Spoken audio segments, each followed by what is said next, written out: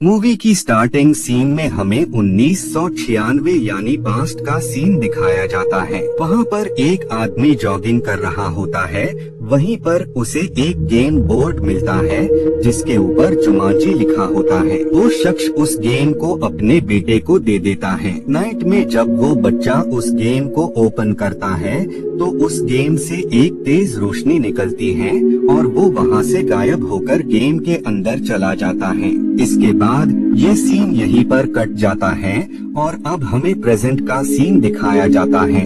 हम एक बच्चे को देखते हैं जिसका नाम स्पेंस होता है। स्पेंस को गेमिंग में काफी इंटरेस्ट होता है। उसे डिफरेंट गेम्स खेलना अच्छा लगता था। फ्री को उसके दोस्त का मैसेज आता है जिसका नाम फ्रीक होता है। उस मैसेज में ये होता है कि स्पेंस क्या तुमने मेरा होमवर्क किया। इस मैसेज को देखकर स्पेंस वापस से फ्रीक का होमवर्क करने लग जाता है। फ्रीक स्पेंस पर अपना हुक्म चलाया करता था और वो उसी से होमवर्क भी करवाता था। बाद में स्पेंस वहाँ से निकलकर एक घर के पास आ जाता है क्योंकि फ्रीक ने उससे इस घर के पास आने को कहा होता है। इधर स्कूल में हम इस मूवी की एक और कैरेक्टर से इंट्रोड्यूस होते हैं जिसका नाम मार्था होता है। इधर स्पेंस और फ्रीक को ऑफिस बुलाया जाता है क्योंकि स्पेंस ने अपने दोस्त का होमवर्क किया होता है, जिस वजह से उन दोनों को पनिशमेंट मिलती है और उन्हें स्कूल के बेसमेंट में जाने को कहा जाता है।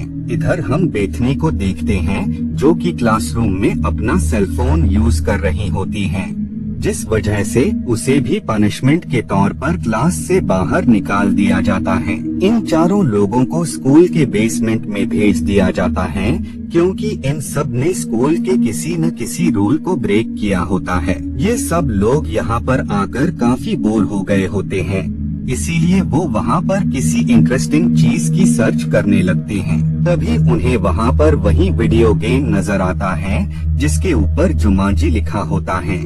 इस इंटरेस्टिंग सी चीज को देखकर वो सब काफी खुश हो जाते हैं।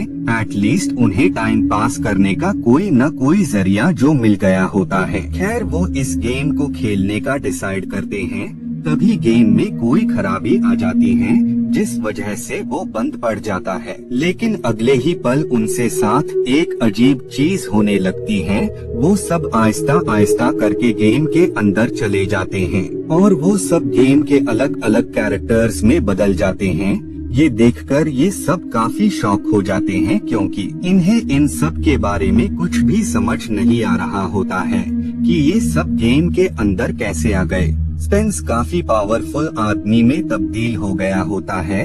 फ्रीक एक छोटे कद के आदमी में, बेथनी प्रोफेसर में और मार्था एक और कैरेक्टर में बदल जाती हैं। प्रोफेसर नदी के पास होते हैं तभी उन्हें एक जायंट खा लेता है, लेकिन अगले पल ही वो प्रोफेसर वापस से आ जाते हैं। तभी उनकी नजर अपने हाथ पर बने 3 लाइफ लाइन्स पर पड़ती है जो कि असल में इनकी लाइफ लाइन्स होती हैं। लेकिन प्रोफेसर के पास अब सिर्फ 2 ही होती हैं क्योंकि एक उसने यूज कर लिया होता है। तभी वहाँ पर इन सब से मिलने एक शख्स आता है और वो उन्हें बताता है कि आप सबको यहाँ पर एक मकसद से लाया गया है। दरअसल जुमांजी फॉरेस्ट में एक ग्रीन स्टोन है जिसे एक शख्स ने अपने कुछ साथियों के साथ वहाँ से निकाल लिया, जिस वजह से ये पूरा फॉरेस्ट शापित हो गया। आप सब लोगों को किसी भी तरह से उस स्टोन को वापस से उसकी जगह पर रखना है। आप सबके पास सिर्फ 3 ही लाइफ लाइन्स हैं। तुम्हें इन लाइफ लाइन्स के खत्म होने से पहले ही इस मिशन को पूरा करना होगा और अगर तुम ऐसा करने में नाकामयाब हो गए तो तुम सब हमेशा के लिए गेम में ही फंसकर रह जाओगे। उसी दौरान वो शख्स उन्हें वही स्टोन देता है और साथ ही वो मैप भी देता है, जिसके बाद वो वहाँ से निकल जाता है।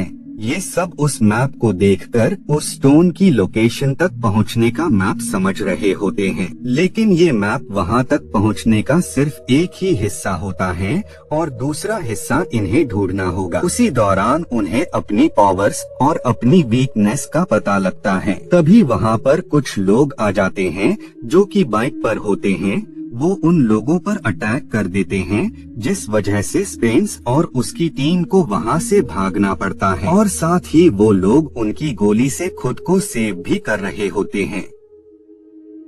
लेकिन उसी दौरान मार्था को ये पता लग जाता है कि उसे एक बुलेट लगी है, जिस वजह से उसकी डेथ हो जाती है।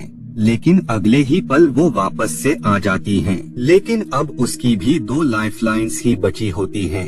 तभी स्पेंस की उसके दोस्त से बहस हो जाती है, जिस वजह से वो स्पेस को गिराकर उसकी एक लाइफलाइन खत्म कर देता है।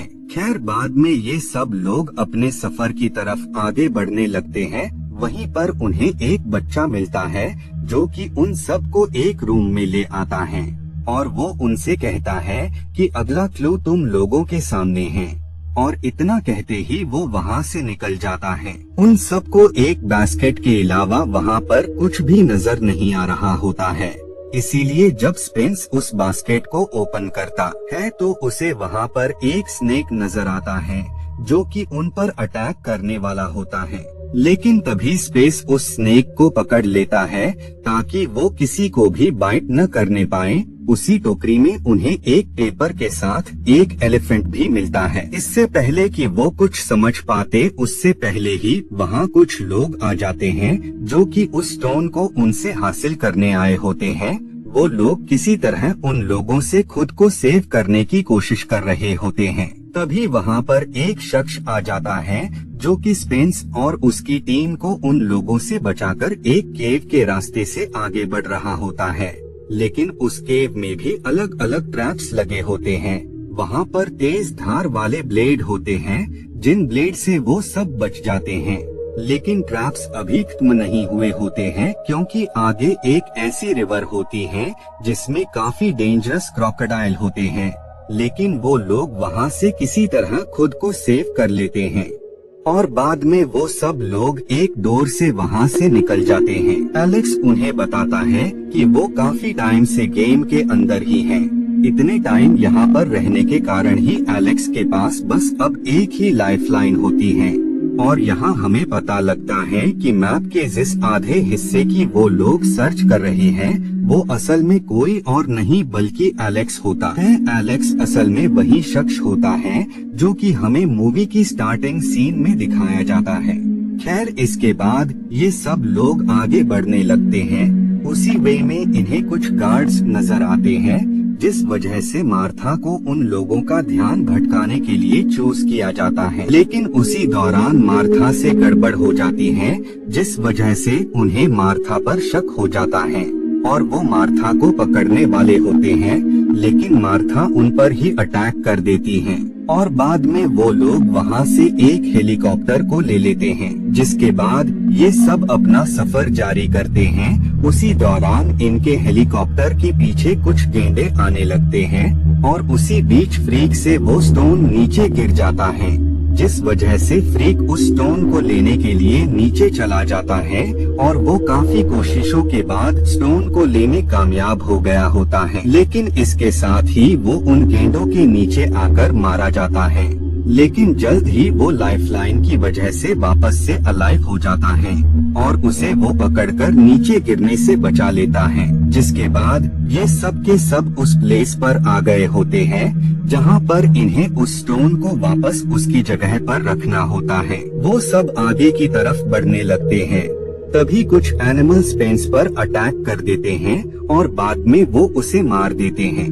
लेकिन स्पेंस लाइफलाइन की वजह से वापस से अलाइव हो जाता है। तभी वहाँ पर वो शख्स आ जाता है जिसने स्टोन को वहाँ से बाहर निकाला होता है जिससे वो पूरा फॉरेस्ट शापित हो गया होता है।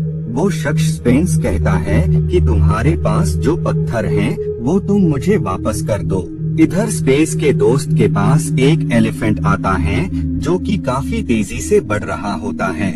लेकिन उस एलिफेंट को स्पेस का दोस्त अपनी तरफ कर लेता है और साथ ही उसके पास जो स्टोन होता है वो उसे फेंक देता है। मार्था स्पेंस को बताती है कि तुम उस स्टोन तक पहुंच जाओ, मैं तुम्हें वो स्टोन लाकर दे दूंगी। जिसके बाद स्पेंस बाइक पर राइड होकर आगे बढ़ने लगता है। इधर मार्था उस स्टोन को लेने जाती है लेकिन वो स्टोन काफी सारे स्नेक्स के बीच गिरा होता है। लेकिन मार्था जल्द ही उन स्टोन को हासिल कर लेती है। तभी वहाँ पर वो शख्स आ जाता है जो कि उस स्टोन को हासिल करना चाहता था। इसीलिए मार्था एक स्नेक से खुद को बाइट करवा लेती है और वो मारी जाती हैं। लेकिन जल्द ही लाइफलाइन की वजह से वो अलाइव हो जाती हैं और वो स्टोन को उस स्पेंस को दे देती है और बाद में स्पेंस उस स्टोन को वापस से उसकी जगह पर लगा देता है, जिस वजह से फॉरेस्ट वापस से कर्ज से आजाद हो जाता है। वो शख्स दोबारा से आ जाता है और वो उन्हें उनकी दुनिया में वापस से भेज देता है। मूवी के लास्ट सीन में हम एलेक्स को देखते हैं और साथ ही हम उन सब को भी देखते हैं और इसी के साथ ये मूवी यहीं पर